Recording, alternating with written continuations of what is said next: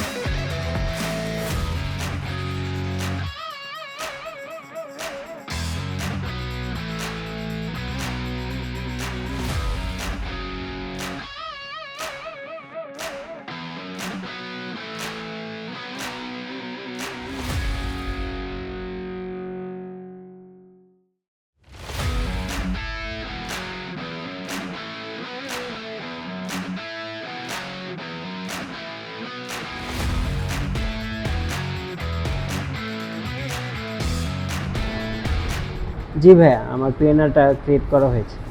ধন্যবাদ মারুফ।